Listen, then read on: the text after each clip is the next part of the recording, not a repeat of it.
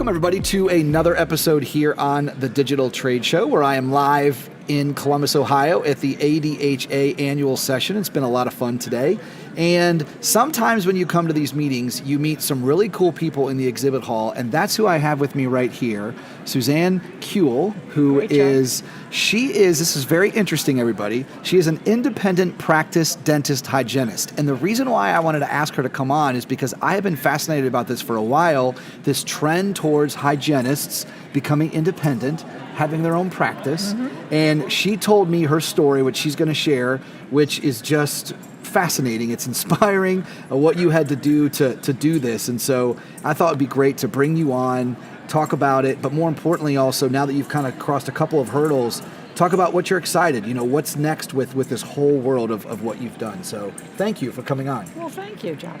I'm glad we met each other too. So the exciting thing is that only 2 states allow independent practice dental hygiene. Colorado, who's had it forever, like since 1983, and then Maine passed it in 2008.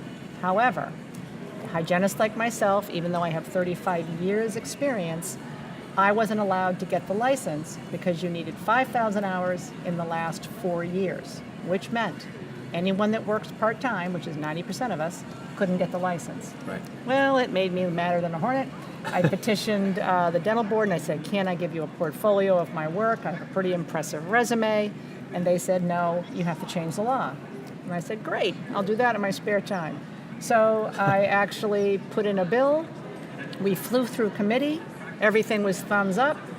And then the governor vetoed us out of nowhere. And my legislator said, no, I think we can override. And the key to the override, I really believe, was this was not a dental hygienist versus dentist bill. In fact, the Dental Society was the first time the Maine Dental Association supported my bill. So did the Dental Board, and so did the Dental Hygienist Association. So what I basically said is that everyone's in agreement. The question is experience something you lose if you lose experience? And I said, gee whiz, I haven't had a kid in the last 4 years either. Am I not an experienced mother? Right. And so that kind of logic, and have it be a working woman's issue, and I am a single mom, played my violin just a little bit. Right. Why am I being penalized for raising my family? Sure. So we passed the House 145 in favor, 1 against to override the governor, and unanimous in the Senate. So I spent last summer pinching myself, and then I said, now I got to do it. So I had to find a location, buy equipment, figure out which software I was going to use for charting and all that. And this is where being a member of ADHA is essential. Sure. I have a lot of friends and a lot of network to reach out to, and I was able to find great pricing on mobile cart. I got a used chair through Patterson Dental, who knew a dentist in Portland, Maine. I actually went to Home Depot, and my son helped me grab 3 cabinets and a countertop so I could do that. And I've had girlfriends helping me decorate. So it's really turned out great. That picture that I have there on the brochure just shows you my operatory. And I look out into the woods, 2 sliding glass doors. It's almost spa-like, which is what I'm trying to do. And I call it the no judgment zone. I'm hoping that I am another gateway to patients that have just been afraid to go to the dentist, haven't gone for 5 years maybe, and they just feel guilty. If they come to me, I will refer them to a dentist, right, oral surgeon, orthodontist, and most recently a couple of periodontists. Because if they need surgery, this is beyond just cleaning their teeth. Sure. They need some surgery, I'm going to refer them for that as well. Right. So, that's nice for your patients as well. It's a nice view, and for them to come there. It's very relaxing. It's a very special neck pillow I use. Yeah. I have nice subtle lighting. Yeah. I give them nice sunglasses or drape over their eyes. And I take my time. We're never rushed. And there's nobody else coming in. So the dentist isn't going to come in and say, yes, Mrs. Jones, I see this and this. So I do an oral cancer screening after their medical history review. We also do education on what I see, what I find. I have voice-activated perio charting. It's a HIPAA-protected, electronic health record certified software system, Denticon, and it's really worked out great. Patients are very pleased. Mm-hmm. Patients are really pleased. So here's my first question, which is, who was your first patient? So this is funny. That's a really good question. So I'm in a very nice professional building, but in the section that I'm in, someone had moved out, a husband-wife team, and I'm like in this executive suite with a shared waiting room. So I'm not going to have rug in my operatory. I wanted to have the rug torn up and put in some nice linoleum. So the gentleman that came to measure the floors asked me what I was doing, and I explained, and he goes, well, can I come see you? I love it. And so he was my first patient. I love it. And so he's great. Yes. If you are a builder or a contractor, beware, because the what you build may be the place that you're going to go. Yeah, so that's in a good way, which in is a good that's way. yeah, obviously. Okay, and then so now you've been seeing patients for how? 6 months. 6 months. I'm still new at this. Yes. Okay. And how are you finding them? Is it? I mean, you obviously have a network there, but that's just Well, it's so new. I mean, I just have to build awareness. People don't know they can just see the hygienist. Right. So my first goal after the first 3 months of just getting my systems in place, sterilization, everything else, was then to go to the Portsmouth Herald, the local seacoast area of Maine and Portsmouth, New Hampshire, and talk to the Portsmouth Herald. I put an ad in the paper once a week. Saying I just want my teeth cleaned. It's a new idea in hygiene. Exams are free because I included it all in one price. All my prices are on the website, so it's very transparent. And I'm also doing Facebook promotions and whatnot. Sure. I've done block parties. I'm going to do a lunch and learn for a senior center next month. And word of mouth has been great. Sure. Yeah, I mean, I could imagine that's the first thing. Yes. You know, you go home that night or you talk to a friend. What'd you do today? I went to the hygienist. What do you mean? You didn't go to the dentist? No, I went to the hygienist. So, I mean, I can imagine then that, And people are, they're leaving kind of going, this is just great. Yeah. And I am explaining to all of my dental friends, this is a win-win-win. Yeah. It's a win for the patient. At least they're going, right? And then if I hand them off, they already know what's wrong. Mm-hmm. And so they're halfway there. Right. And now it's up to you, of course, to win them over with your wonderful personality and your practice. But I'm going to refer them because I can't fix teeth. Sure. So, but I happen to love prevention. I'm a member of Image Gently, so I don't take routine x-rays. I do a risk assessment first and find out what you need, not just take them because it's once a year. Right. And patients, I think, really appreciate knowing what's up front and feeling more in control of what's being recommended because they just want their teeth cleaned. Sure. Very, very typically, it would actually be a debridement in our world. Yep. Because they haven't been for 5 years. And I tell them, 5 times 2 visits a year, that's 10 visits you've missed. I can't do that in one. I'm not a miracle girl. Right. So we talk about what I can do, what I see, and then I leave it up to them. Yeah.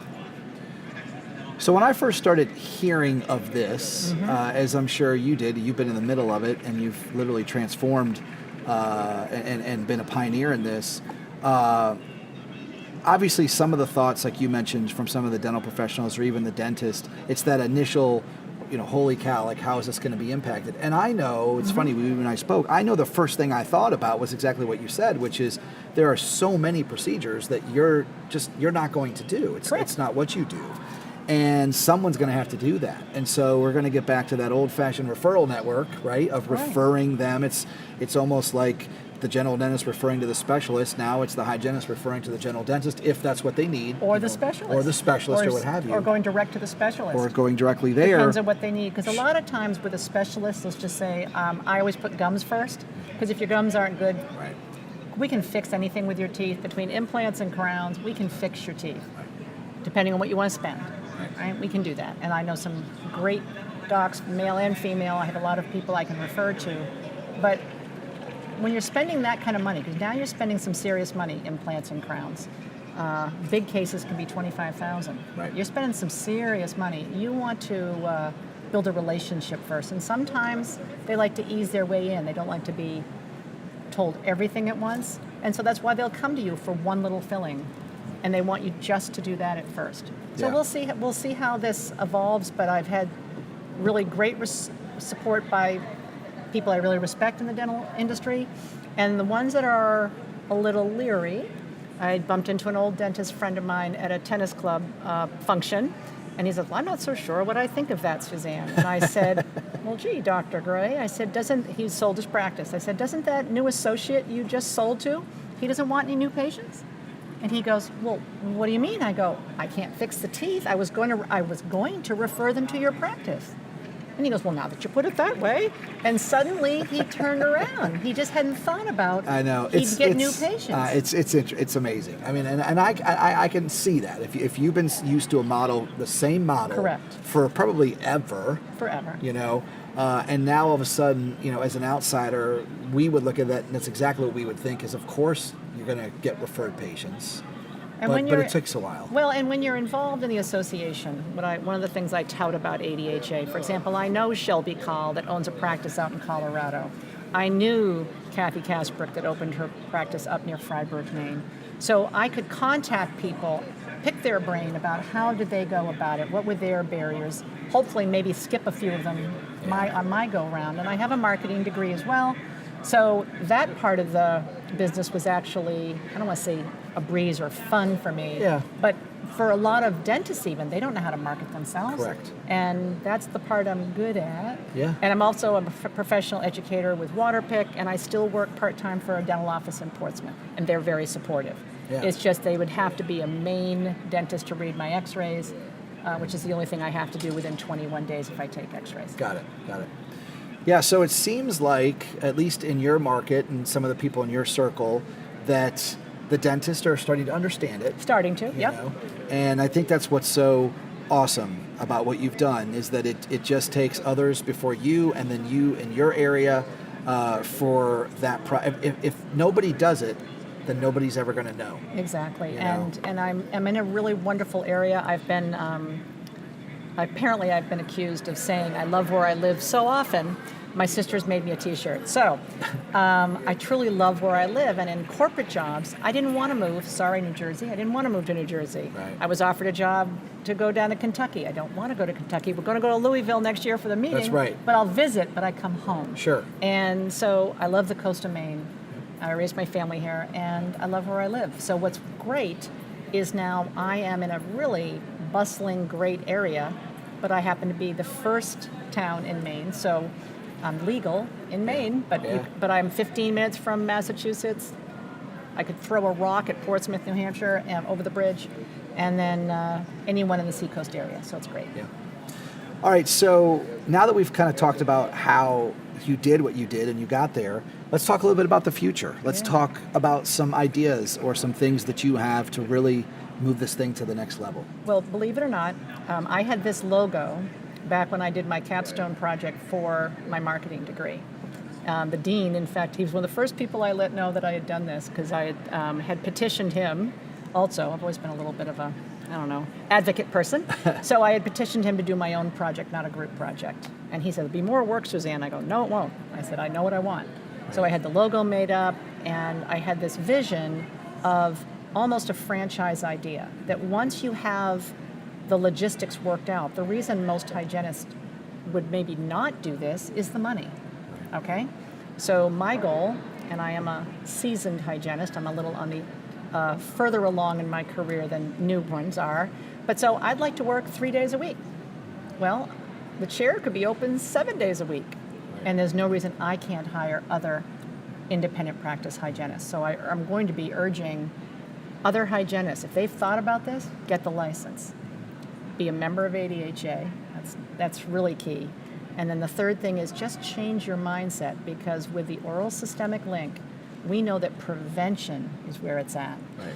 Fixing your teeth, think about it like your own home, John. I mean, I probably should get a new roof. It's not leaking. It's not unsightly. It's just, they tell me I should get a new roof at some point. All right. When I do that, I'll ask several contractors, I'll compare prices. But if you had said, no, something's rotten or something's bad, you have to fix that first. Mm-hmm. So I always go with gums first, and then we can make anything pretty. Right. And we can make it prettier depending on what, again, you're willing to spend. Mm-hmm. Sure. Right? There's a big difference between dentures and implants. Absolutely. But you can do whatever you'd like. Right. So when you were going through this, Was there a time when, or like, maybe not, I'm sure you had a lot of things going through your head when all the challenges and that, but was there a time where you really had to draw on deep down inside to be like, you know what, like, I mean, I need to keep pushing forward, because I'm sure it wasn't easy. No, I helped write the article, but the title of it is "Nevertheless, She Persisted." And I would say that that's my personality. Yeah. I've been president of the Dental Hygiene Association in New Hampshire twice. I'm the governmental affairs chair. I'm here as an alternate delegate for this meeting. And I've seen the advances in our profession over my career. I've worked for Tom's of Maine, Sonicare, Oral-B, and now Waterpik. I've worked corporate. I'm also a certified public health hygienist, so I've done that too. And people have no problem with us going into nursing homes and school-based programs, meaning dentists and people in general. I think it's awesome. So one of my next goals, I think there should be a dental hygienist in every nursing home. Yeah. I really do. And nurses don't do the mouth.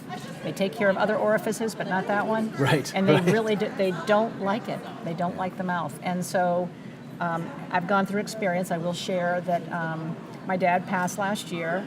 And I don't know if you know what the word curmudgeon means. I do. Okay, it means grouch. People that are watching, are listening. Yes. And my father's picture's there in the dictionary. So he was a challenging patient and didn't listen to his dental hygienist daughters. My other sister's a hygienist as well. And had a lot of, I'll just say, gunk on the few teeth he had left. Well, that gunk goes into your lungs, turns into pneumonia, and that's really what ends up killing people in nursing homes is pneumonia. So it's your mouth really impacts your total health. Right. And so I sort of keep Dad in the back of my head that there just should be a dental hygienist in the nursing homes. Yeah. It's not about being seen once a year by a visit from a dentist. Right. It's care on a regular basis. And are they getting the biofilm off? Diet, Sure. xylitol. There's so many things and fluoride. So there's so many things we could do.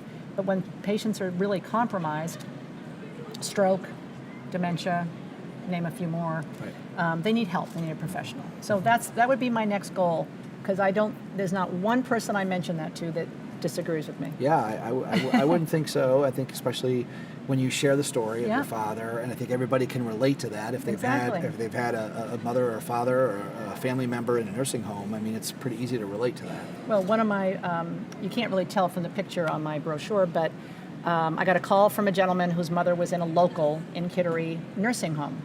And he had a 92-year-old mother, and he goes, she wants her teeth cleaned, and I can't find a dentist that will take her without full mouth x-rays, an exam, and the cleaning for under $500.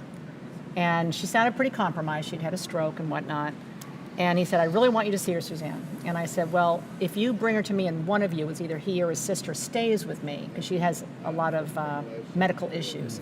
I said, I'll do it. He convinced me. 92, she had all of her own teeth. And you know what? We got through it great. I was able to tell the nurse that it, also that came with the van, because it's wheelchair accessible. Right. And so we were able to get her in. And I said, she's broken that last tooth, but it doesn't seem to bother her. It's not sharp. I said, and the son said, I know she'll be happy she got her teeth cleaned, because she's clearly at 92 took Right. care of them, right? Right. So Right. it made me feel really good. Absolutely. It did. It felt great. So how about a message or two from what you've learned for as you want, like you said, grow and expand, and this is only the beginning of this, I believe. So if you're out there and you want to be an independent practice dental hygienist, what would be some things that you would share with them? You and I talked a little bit about a little bit of a different mindset you might have to have. Well, the first mindset is you may not know it, but you already own that operatory. I'm going to date myself, and I apologize, okay? Did you ever used to watch MASH? Yes. Okay. A lot of people, younger people here, I find when I talk to students, they're like, who? Anyway, I mentioned, but there's a scene in it where Hot Lips, there's bombs are going off, and Hot Lips, the nurse, is shaken up with her instruments in her hand, and Hawkeye tries to take the instruments and says, I need that now for surgery. And she goes, not in my operatory, you don't. And she's, I'm sterilizing those. And so she walked off with them. That's the mindset. You already own that operatory. You just don't own it. Own what you're buying. Own why you're recommending. Own, if you want to make a recommendation to the dentist, Don't go in like you're asking for an allowance. Right. Put it in writing. Make a business proposal. This is a business. And so that mindset of the minute you shift into, I own this, even if you don't own it, because you do. Right. You're responsible for it. Everything else goes with it. Suddenly these courses mean more. The floor means more. Right. And you have to use your brain Yeah. and say, what is your critical thinking behind it? And I think that's really the key. And I'm hopeful that pretty soon we, ADHA hygienists, can market ourselves, much like the ADA seal. We're the career hygienists. We take this seriously. Right. And that's what I'd like to see, both ADHA and others that are interested in doing this. I wouldn't hire you if you're not a member. Right. So I can tell you that that's, and when I was a corporate hiring manager, same thing. If you weren't involved in your state association, then you don't know how to network with all the people in your state. Right. Why would I go? Why would I go to you? Yeah, and you need those people. You have Just to, for you have to, well, for sales. If Yes. you're in corporate, you Yeah. need them for sales. And if you don't know how it works, why would I even look at you as a potential employee? Sure. So the minute you start to expand those horizons and then network, we have a lot of fun. That's another thing I say. If it's not fun, I'm not doing it. Right. So I'm having a great time. Right.